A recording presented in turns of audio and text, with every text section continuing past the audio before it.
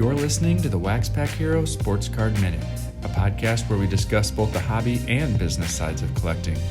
I'm your host, Mike Sommer, and I want to help you buy, sell, and trade your way into a collection you'll love.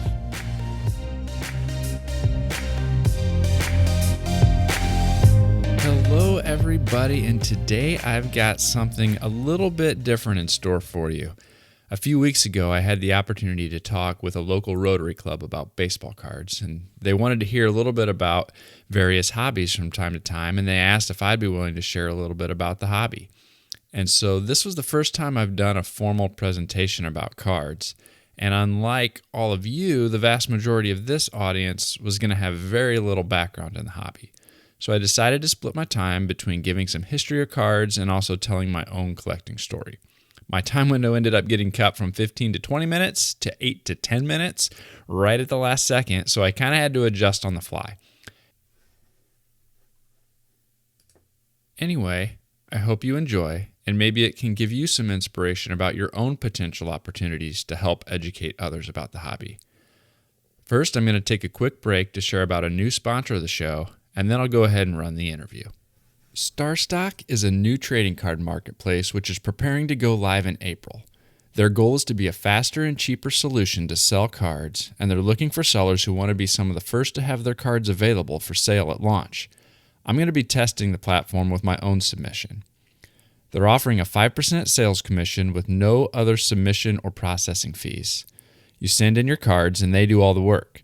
Cards are insured and stored in a vault, and you can have your cards shipped to you at any time. You'll be able to buy, store, or flip cards at the push of a button. If you're interested in learning more about getting involved as a seller and getting your cards onto the site for launch, contact Mike Kuchera via email at mike@starstock.com. They're looking for sellers who have rookie and prospect cards of current players for the major sports. For more details, contact Mike Kuchera at mike@starstock.com or go to www.starstock.com. How's it going? Good. Thanks for the opportunity to come and talk today about one of my passions. And my hobby is all about collecting small pieces of cardboard with pictures on them. And yeah, that's collecting sports cards. It's something that's been a part of my life since I was young. And so when Nate asked if I'd be willing to come chat about it for a little bit, I said, sure, I'd be happy to. So just out of curiosity, how many of you are familiar with sports cards, baseball cards, basketball cards, football cards? Okay. Does anybody still collect out there? It seems to be one of those things that a lot of us did when we were younger, but have moved past that now. But it's one of those things that continues to exist and continues to have some popularity out there, and something that I came back to a few years ago. And so I thought I would talk a little bit more about that. Today I thought I would cover a couple different things. One is a kind of a brief history of baseball cards, and then a little bit about my own collecting journey and my collecting story. And so baseball cards date all the way back to the 1860s. And what were called trade cards. And they were basically advertisements that were included from a variety of different companies and products that they used to try to help drive sales. But in 1886, I've got a picture there. The Goodwin Tobacco Company came out with a set of 12 players from the New York Giants. And these cards were included in packages of tobacco. And this is what many people have come to accept as the first official baseball card set, so dating all the way back to 1886. Now, over the next probably 30, 40, 50 years, cards were included in a similar fashion in packages of Cracker Jacks and bubble gum and tobacco, and the hobby or the industry kind of existed in that same way as kind of a throw-in token item to help stimulate sales for the next 40 or 50 years. But then it was probably the late 40s and early 50s when the modern era of cards started. And two bubblegum companies, Topps and Bowman, started putting together packages of baseball cards as a way to help sell more bubblegum to kids. And so that started what they call the bubblegum wars. And between the late 40s and early 50s, Topps and Bowman kind of battled each other for exclusive rights for certain players. And ultimately, the top set that started in 1952 was the first year that they came out with their own full product line. And the Mickey Mantle card that you see on the left is a 1952 Mickey Mantle, and it's one of the most widely sought after cards today. Many people view it as his rookie card, but in fact his rookie card was the one you'll see on the right, which was a 1951 Bowman. But Topps has done such a great job of owning the baseball card market that many people still refer to that 52 Mantle as his rookie. Well, Topps ended up winning the Bubblegum War in 1956, and they ultimately bought out Bowman and shuttered that brand. And despite their success there, it wasn't always the case. That first year of 1952, they were having trouble selling their cards, and the story goes that card, which is now, some copies have sold for hundreds of thousands of dollars, they had so many unsold items that the New York-based company loaded all their unsold merchandise up onto a barge and dumped it in the ocean at the beginning of the 1953 season. And so it's kind of crazy to think about the money that was dumped overboard that they weren't able to sell back at that time, and what that might be worth today. Topps pretty much had a monopoly for the next 25 years throughout the 70s. The only way that you could find other baseball cards at that time was through promotional items like with Kellogg's and Post and Hostess and a few other things like that were included with Twinkies and cereal. But after a multi-year court battle in the late 70s, Topps was joined by Fleer and Donruss in 1981, and that kicked off what was the rise of the popularity and the super growth of popularity of cards. And so throughout the 80s, the popularity continued to grow up until the late 80s and early 90s, when it was estimated that these companies were cranking out around 1 million copies of every single card that was produced. And that was also the time that the other sports really came in to be popular as well. So football and hockey and basketball, while they had cards throughout the 60s and 70s, once things became so widespread in the late 80s and early 90s, those other sports were able to get widespread prominence as well. And so after that, the market kind of declined a little bit, and it kind of steadily dropped off to the point where today there's only 3 manufacturers that have exclusive licenses for the 4 major sports. And so the market contracted a lot since the late 80s and early 90s, but over the last couple of years has started to grow again. As far as my own collecting journey, that started in 1986 when I was a 9-year-old little leaguer who had become a Cubs fan. And I went to the store one day with my mom, and sitting on top of the counter was a box of baseball cards. And there had been kids in our neighborhood talking about cards that summer. And so I said, hey, take a look at this. And then right on top of the very first pack I saw was a Cubs player. And I said, I've got to have this. And so I went ahead and I talked my mom into getting that first pack of cards. And right on top was this card actually right here, Thad Bosley. It's a 1986 Topps card. You can pass it around. I have this one, by the way. Nate has that one. And so that was the first card that I got. And so as a kid, then I was getting every single card that I could find, and I was having a lot of fun with it. My friends and I all collected and all that type of stuff. But it was something that I did up through high school. And then when I went off to college in the late 90s, my collecting kind of stopped at that point. And so for the next 15 years, I really didn't do much. Luckily, I never got rid of any of the cards I had as a kid, but I didn't buy any new ones. It wasn't a part of my life at that point. And then in late 2015, I got back into the hobby, and I started collecting again, but I realized several things had changed. And for one, it was a lot more expensive than it was when I was a kid. When I was growing up, you could buy a box of cards for $15 or $20, but now the popular sets, they cost anywhere from $50 to $150 for a box of new cards.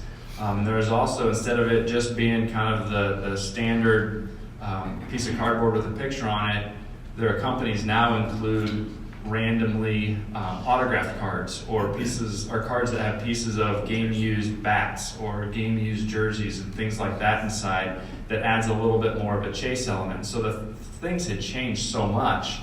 And I was having fun, but I realized I was probably going to need to focus in a little bit more on what I really wanted to collect and why I wanted to collect it. And I also realized I was going to need to do something to start to generate some extra money to help pay for these cards if I wanted to do it. And so one of the things that I did to help with that was started my own website, and WaxPackHero.com, where I was going to hope to help educate other new collectors who are returning to the hobby, and also just make it have a little more fun with it. So I've started that website. I've started to buy and sell cards to help pay for the cards that I want to keep to help build my own collection. And so I've been able to kind of scratch that entrepreneurial itch as well.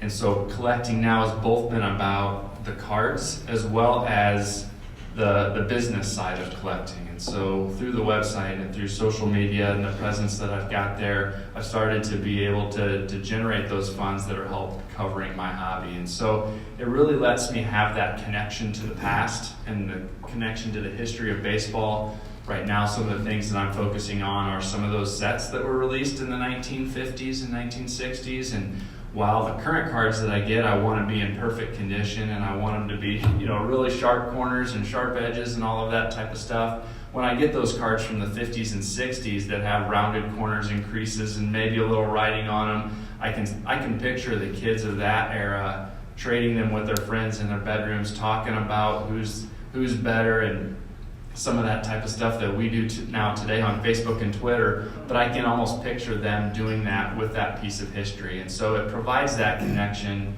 to that era. And while I speak of that too, I thought I brought another card that I would share that I got at the Sports Collectors Convention in Chicago last year. And this is a 1909 T206 card. So it's over 110 years old. Came in a package of tobacco back then, and so I thought I could pass that around too for people to take a look at if they wanted. Just not something that you get a chance to see every day, but when I think about that, it provides that connection to our past that I think is pretty cool. Keep your eye on that while it's going on. Yeah, I'll keep an eye on that one. Yeah, it's one of those things that it can be a lot of fun. And there can be some value to those collections as well. That set that comes from, that card itself is about $15 or $20, but there's another card from that set that is super rare and super hard to find that is sold for well over $1 million. And so it's crazy to think about how drastic of a difference there can be from that same set for some of those cards. And then the last reason that I really collect now is because it also provides me kind of an opportunity to give back. And there's a lot of charities, both local and national, that put cards in the hands of kids to help them, cheer up or brighten their day a little bit. I know Home Sweet Home here in town, as well as Goodwill, will take donations of cards and then sell them to raise funds. And the national convention that I mentioned did a fundraiser last year in the Chicagoland area to help raise money for the Ronald McDonald charity up there, as well as some other nationwide charities that take donated items and use those funds to help with different veterans programs. And so those are some of the reasons as well that I like to collect. I also did bring a binder of Cubs cards that I have that date from 1952 up through today, and also has some examples in there of some of the autographed cards or some of the jersey or baseball bat type cards that I mentioned. So you can feel free to come up and take a look at those as well if you'd like to kind of get a feel for what cards were like over that era. And then I'm not sure if there's still time, but I'd be happy to take any questions that you guys have as well, and we can even do that afterwards as we go. Just to clarify, there's no Cardinals cards in there, right? I don't believe so. Good. Those Just are making usually sure. the ones that I donate or try to sell off as quick as possible. Because they're the most valuable. Thank you very much. Thank you.